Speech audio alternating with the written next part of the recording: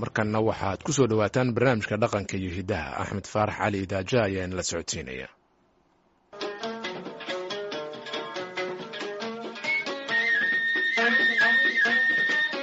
waa barnaamijkii dhaqanka iyo hiddaha ee laanta af soomaaliga ee v o a-da iyo qayb kale oo ku saabsan idaha iyo soomaalida.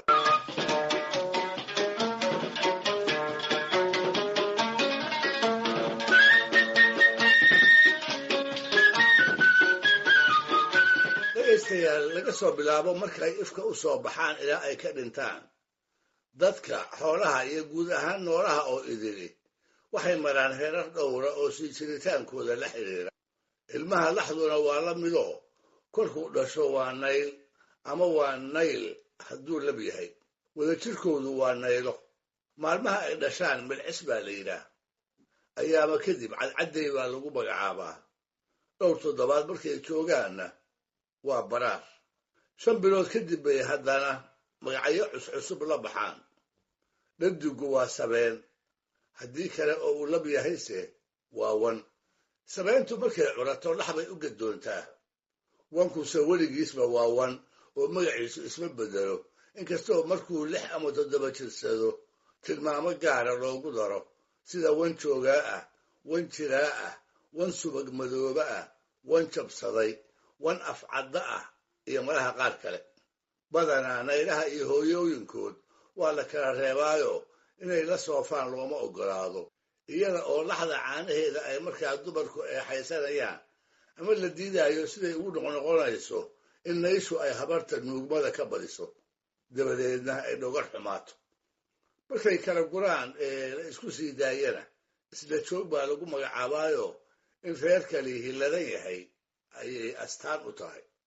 dhinaca kale, laxdu markay dhasho hadday baktido amaba ay gabloosho, naysha ama naylka ay ka tagtay adhijirtu ma qalato oo sida orgida riyuhu dhalaan uma duwato. waxay yidhaahdaan iduhu weynaanta ayay cad ku leeyihiin, dhaylo loo mohdo ma laha. sidaa daraaddeed naysha rajowda birta uguma degdegaan, heeco ayay ku magacaabaan. markaas bay ku korin jireen caanaha geela, haddii kale riyaha irmaan qaarkood ayay u dhigi jireen.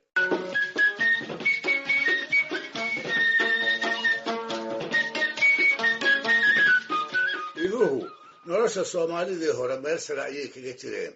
hadduu geelu ahaa wixii inay hantiyaan ay ugu jeclaayeen, iduhuna waa ku xigeen. tiro ida-aan ninkii leh hodan baa loo yiqiin. marka la isla soo qaado mahmaahdii ahayd geel waa geel, ingoysaana waa geel, ingoysa idaha in loola jeedo ayay odayadu ku laqbayn jireen. sidaa daraaddeed bay mararka qaarkood magta ku kala qaadan jireen. sagaaley haddaad maqashana waa hal ama qaalin uu sinaadkeedu 9 sabeenood yahay. waa aan sidaas u sii fogayna soomaalida waqooyigu sabeynta 2 ceesaamood ayay ku qiimayn jireen. qiimihii ay iduhu bulshada ugu fadhiyeen waxaa inoo muujin kara dhowr arrimood oo sabeynta iyo wanka la xidhiira. hiddaha soomaalidana qayb weyn ka ahaan jiray. tusaale ahaan, degaamada soomaalida badankood nin haddii loo gafo oo ama erayo lafajabisa lagu yidhaahdo ama geedka shirka lagu jeedlo amaba wax dhaawac ka hooseeya loo geysto, wuxuu qaboobi jiray kan gabooda ku falay markuu ku sabeen xidho. waa xaal uu qofku isa saari jiray. intuu kaco oo kii uu u gafay dul joogsado ayuu ku odhan jiray sabeen baa kugu xidhan. anigu uma soo joogin, sidaan malaynayase xilliyadaas sabeenta qudheeda inta dhegta la soo qabto ayaa ninkaa loo gafay la guddoonsiin jiray. hase ahaatee waayadii dambe qoraahdiiba waxay isu rogtay cudurdaar rasmi ah oo keligeed lagu raalli noqon karo.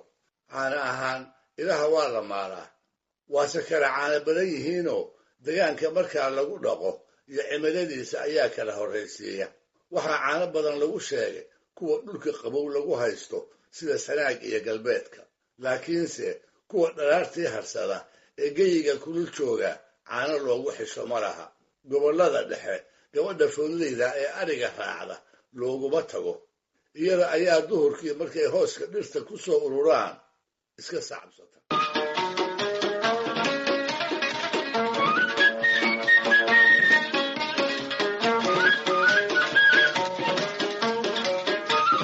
mararka qaarkood sida laga garan karase waxaa la soo maray sida xoolaha kale waayo ay iduhu lahaayeen caano la isku halleeyo qoysaskuna ay ku nacfi qaybsadaan waa waayihii cimilada dhulka soomaalidu maanta siday tahay ay dhaantay ayna ka qaboobay waayihii uu dagaanku dhiraysnaa ee xilliyada uu do-o aanu roobku kadib dhici jirin markaas baa sanadka intiisa badan ay ballidu waran tahay markaas buu daaqu muush yahay markaas baa geel lo iyo ari saddexda meesi neefkii irmaan oo loo godlaba ay haamaha ka buuxin jireen waayadaas aan soo tilmaamay mid ahaan ayaa gu wanaagsanin wuxuu ka horay degaanka ximanood oo awalba aan dayrtii hore ku hulganayn duddooyinkii halkaa isku ballaariyey waxaa ku jiray reer barwaaqada isdabajoogga awgeed geedigiiba iska iloobay oo ruumanka cagaaran ee ay ku jiraan aan samanno dhinacna uga guurin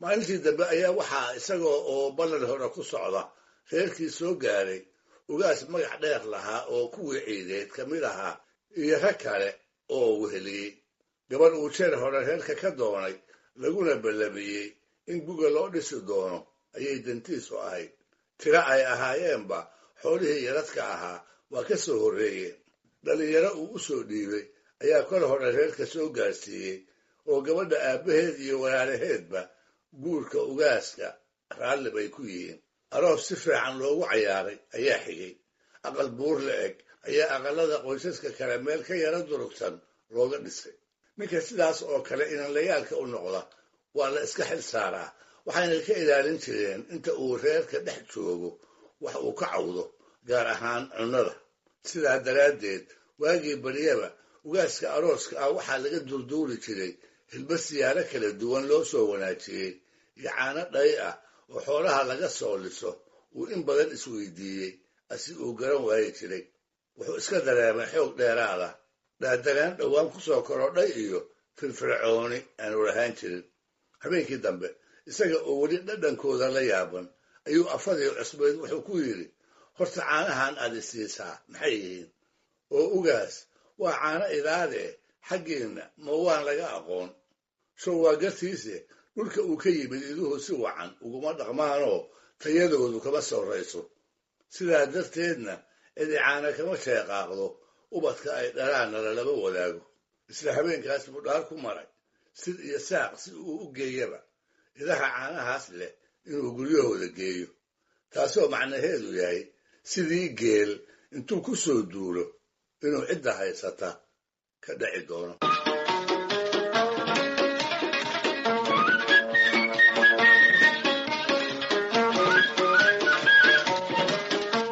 maalmo kadib isaga oo si wacan loo ambabixiyey afadiina ay la socoto ayuu rugihii reerahoodu yeeleen dib ugu noqdo haddiiba wuxuu qalqaaliyey col mahiigaana oo hubkii waayadaa la haystay ka wada buuxa reerihii oo la xididay ee dhowaanta gabadha u dhisay ayuu celkaa ku dhardhaaray markaasuu geel iyo ari wixii xeryaha ugu jiray oo dhan ka soo moora duugay bangeelle kobta la yidhaahdo ayuu gabagabadii dhigay halkaasoo ay ku soo gaadhay erga ka kooban raggii xoolaha lahaa oo sodogiisna uu hor socdo kaasoo inta ugaaskii u tanaagooday ku yidhi ugaasow waxaynu nahay waad og tahay xoolaha nooga bax markuu diiday inuu taladaa yeelana sodogiibaa ku noqday hadalkii oo ku yidhi haddaad diidda inaad nooga wada baxdo inta cagta leh la tag